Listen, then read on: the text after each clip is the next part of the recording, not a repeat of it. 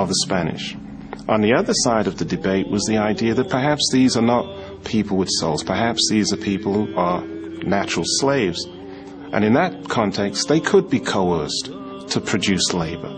What Las Casas wanted to do was to change the policy of the Spanish crown towards the Indians. So, paradoxically, he was able to get slavery of Indians banned. That's something which the Spanish crown bans, outlaws. And by 1542, the laws have been changed to ensure that there can no longer be Indian slaves. But Las Casas also suggests that the labor shortfall in America can be made up with black slaves from Africa, which I think he later regretted, later in life. It's a key moment insofar as the reflection on the system that produces race is there in that debate. The system that produces race, which will produce race over the next 200-300 years, is that colonial system, which takes this diverse range of peoples and defines them as Indian, forces that category on them. And it's in that context that you begin to see two things that go hand in hand with the development of racism.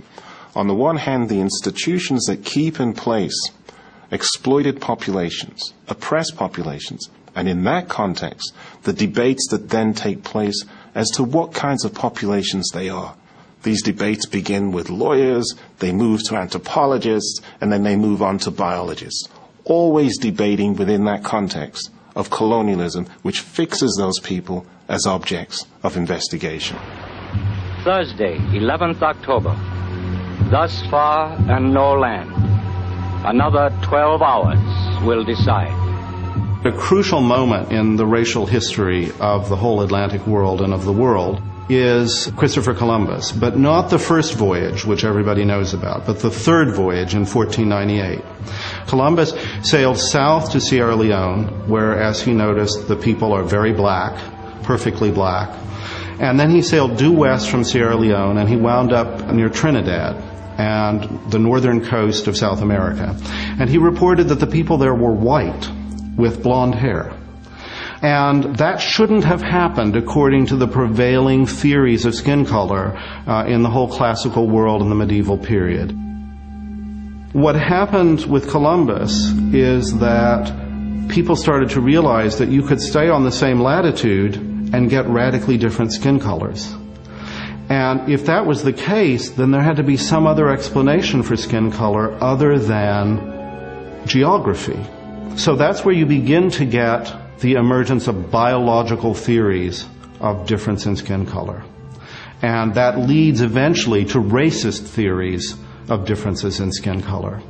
So a view emerges, originally identified as pre-Adamism, that maybe there are multiple origins and that less civilized, more primitive human beings have an origin that is not accountable for by a biblical narrative, but are closer to the animal world. And that view then develops into a view called polygenism, that is multiple origins. When Europeans first encountered chimpanzees, they were really struck by the similarities between what we now call chimpanzees and humans. But they called chimpanzees drills. And one of the questions that John Locke talks about in his essay concerning human understanding is the question of whether human beings have mated with drills. So the question that gets increasingly asked in the 17th century is, are African peoples what we would call the same species as Europeans? And Locke has real questions about whether we can say that they're the same species or not. And one of the explanations for African people that you start hearing in Barbados, for instance, the English colony on Barbados in the 17th century, is that black Africans are produced by the sexual union of a chimpanzee and a human being. So they're not really human, they're half animal.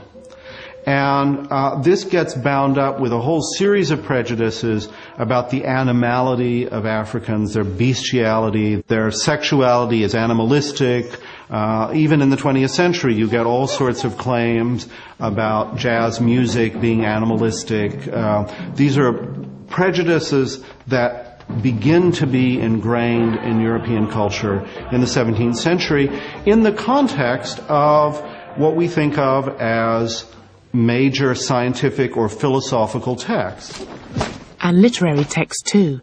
In The Tempest, whichever way you interpret Caliban, Shakespeare's weird hybrid reinforces the idea that slaves are not fully human. Shakespeare doesn't quite know how to figure the hewer of wood and drawer of water. Is this the working class? Is this the proletariat? Is this the African? Is this the savage? Shakespeare doesn't know, and he creates Caliban.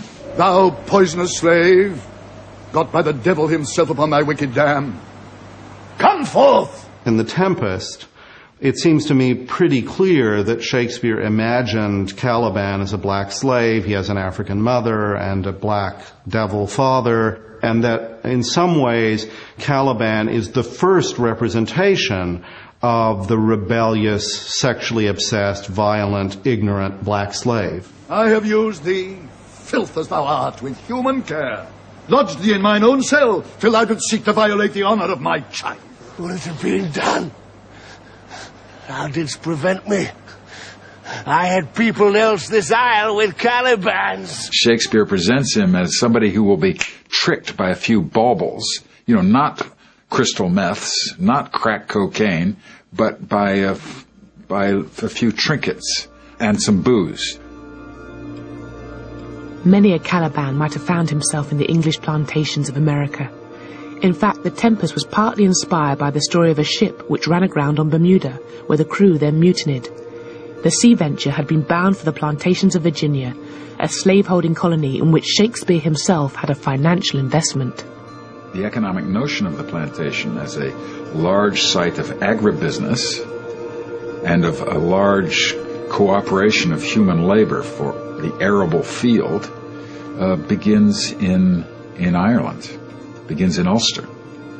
Of course, it was a London merchant house that wished to plant dairy and to start the plantation of Ulster at the very time that, at Shakespeare's time, towards the end of Shakespeare's life, that the Virginia Company is establishing a colony in Virginia.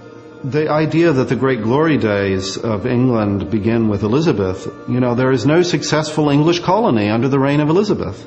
Great English imperial aggressive victories start happening in the 17th century, really under Cromwell, with the growth of the empire and the conquest of Jamaica.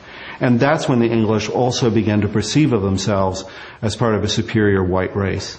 Oliver Cromwell is a fierce and powerful revolutionary figure. He was a great general and commander of capitalism that transformed the Atlantic, if not the whole world. This mighty vision he had of doing God's work had begun in the fens of England, where the huge hydraulic works of Van Muden in Holland are harnessed to drain the fields.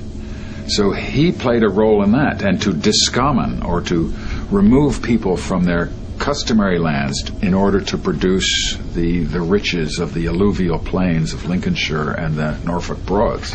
He then transforms that interrelationship, shall we say, of water and land to crossing the Atlantic and to establishing the sugar plantations. He doesn't do this alone, of course. He does it with a class of people.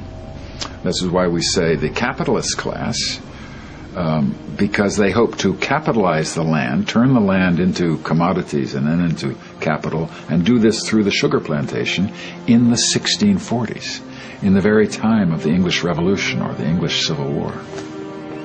It's an amazing story of conquest, cruelty, and God. So if you look at something like the southern states of America, up until the point of the American Civil War, the greatest amount of wealth in America was the ownership of slaves and slave labor. Now, this is enormous. And it's in that process of being able to command the resources of other parts of the world, extract them for your industries and that labor, that you create this massive structural inequality.